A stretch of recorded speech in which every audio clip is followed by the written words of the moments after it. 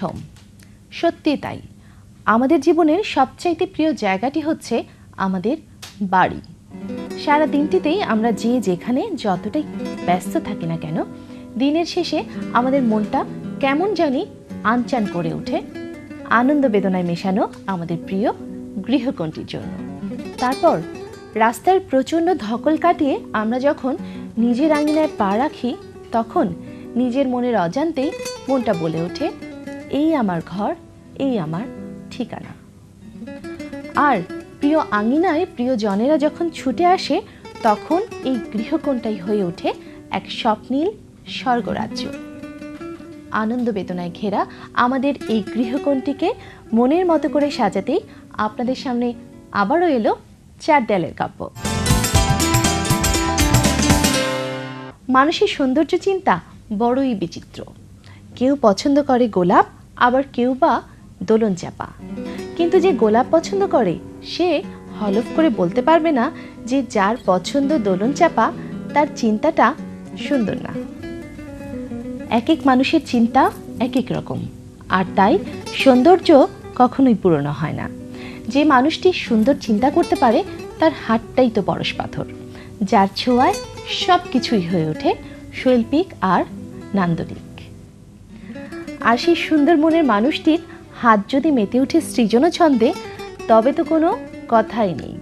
প্রিয় দর্শক, চলুন সৃজন ছন্দ পর্বে ঘুরে আসি তেমনি এক শিল্পী মনা প্রকৌশলীর গৃহাঙ্গন থেকে।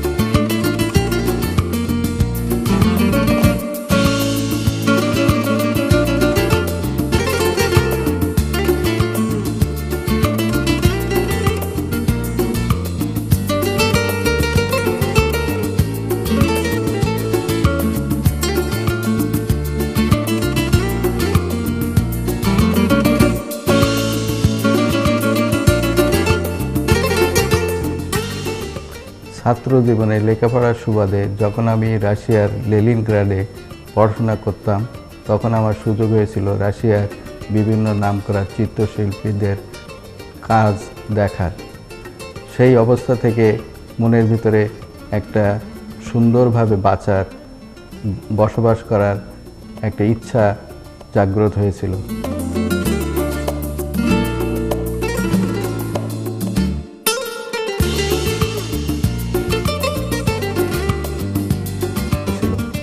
পরবর্তীতে কর্মজীবনে আমার সৌভাগ্য হয় দেশের বাইরে কাজ করার। সেই পরিপ্রেক্ষিতে বিভিন্ন জায়গাতে যাওয়ার এবং দেখার সুযোগ এসেছে।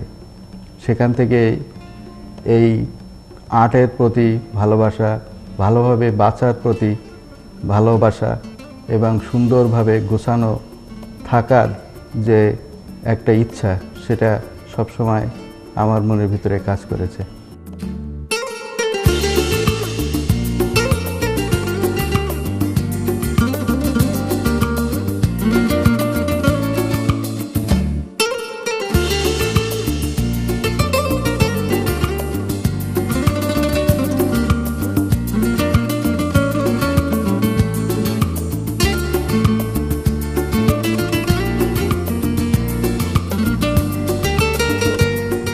আমার প্রয়াত স্ত্রীর অনুপ্রেরণায় আমরা ঢাকাতে একটা অ্যাপার্টমেন্ট ক্রয় করি এবং তারই ইচ্ছা অনুযায়ী অ্যাপার্টমেন্টকে সাজানোর প্রয়াসে আমরা একজন ইন্টেরিয়ার ডিজাইনারের শরণাপন্ন হই।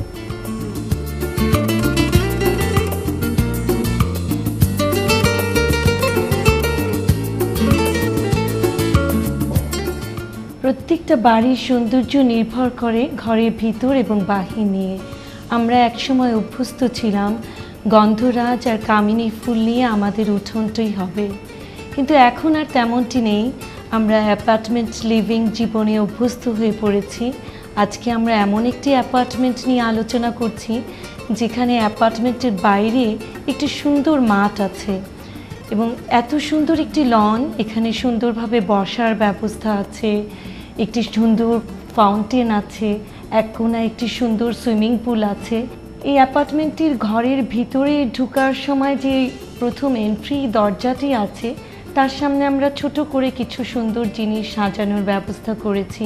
এছাড়া কয়েকটি সিলিং, যে সিলিংটি ভিতরে আমরা মিরর এচিং ওয়ার্ক করেছি এবং বসার ছোট দুটি চেয়ার অত্যন্ত আকর্ষণীয়, কিন্তু ফয়ারটিকে মূল ঘরের থেকে আলাদা করিনি।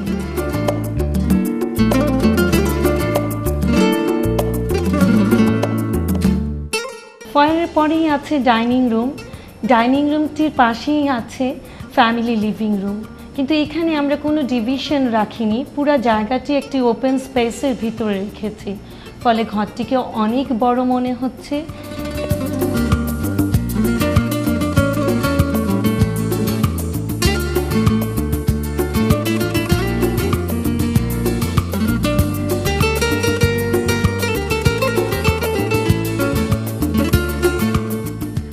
লিভিং রুমটিকে কিন্তু আমরা আলাদা করেছি একটি ফোল্ডিং ডোরের মাধ্যমে।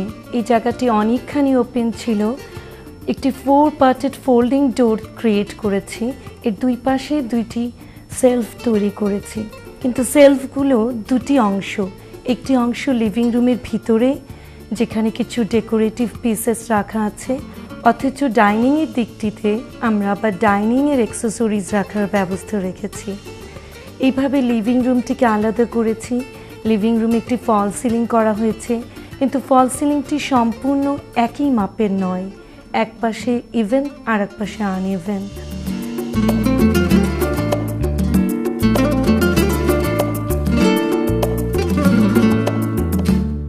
কিন্তু সবচেয়ে আকর্ষণীয় বিষয় হচ্ছে লিভিং রুমের সাথে একটি ওপেন টেরাস। এখানে একটি থাই অ্যালুমিনিয়াম ডোর ছিল, যেটা আমরা পরিবর্তন করে কাঠের এবং গ্লাসের দরজা বসিয়েছি, এবং এই টেরাসে এসে আমি একটি ভিন্ন কাজ করার চেষ্টা করেছি। আর্কিটেক্ট ডেসমন্ড হোয়ের নিউ নিসনতারা কনসেপ্টে এখানে একটি ছোট টেরা গার্ডেন তৈরি করা হয়েছে।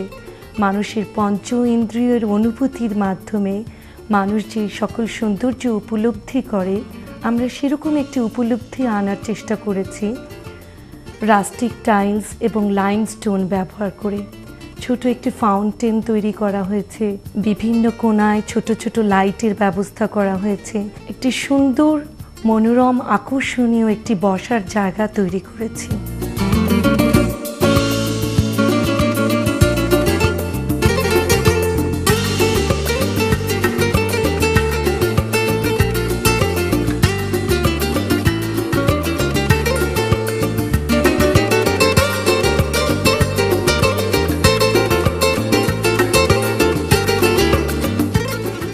পারিবারিক ছবির প্রতি আমাদের সবার একটা দুর্বলতা ছিল। সেই পরিপ্রেক্ষিতে আমরা একটা ফটো গ্যালারি করার জন্যে আমাদের ইন্টেরিয়ার ডিজাইনারকে অনুরোধ করি।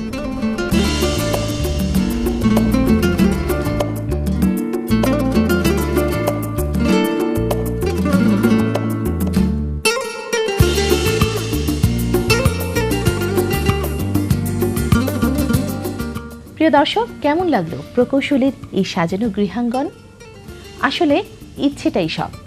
একটা সুন্দর পরিকল্পনাই পাল্টে দিতে পারে 4 দেয়ালে ঘেরা আমাদের ভেতরের জায়গাটুকুকে। এবার আমন্ত্রণ রইল চিঠি লিখবার। প্রিয় দর্শক, আপনি যদি আপনার প্রিয় গৃহাঙ্গনকে তুলে ধরতে চান আমাদের 4 দেয়ালের কাব্যের এই আয়োজনে, তবে তা জানিয়ে লিখতে পারেন। আর আমাদের চিঠি লিখবার ঠিকানা হলো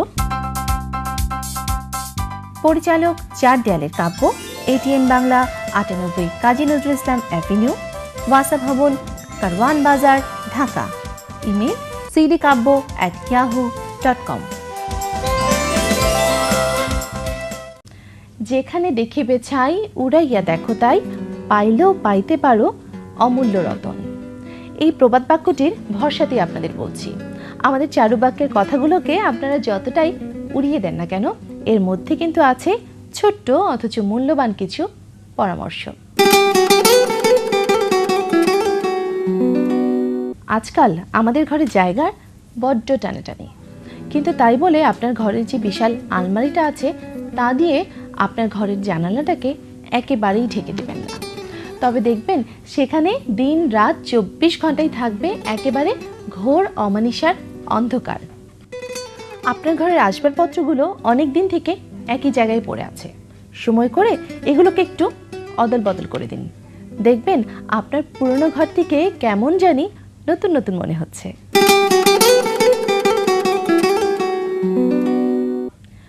রান্নার কাজ তো শেষ, এবার অযথা চুলাটা জ্বালিয়ে না রেখে বন্ধ করে দিন। আরেকটি জিনিস খেয়াল রাখুন, সেটি হলো যে আপনার চুলার বার্নার আর সিলিন্ডার ভালোভাবে বন্ধ হয়েছে কিনা। আচ্ছা, আপনার ঘরের ফ্রিজ ঠিক আছে তো?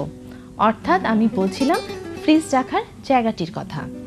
অবশ্যই দেয়াল থেকে কিছুটা দূরত্ব বজায় রেখে ফ্রিজ রাখুন, যেন সেই গ্যাপ দিয়ে ঠিকঠাক মতো বাতাসটা চলাচল করতে পারে।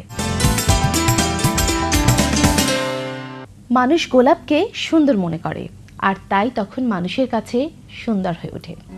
সত্যি কথা বলতে কি, আমাদের এই অন্তরের মাঝেই হলো সকল সৌন্দর্যের বসবাস।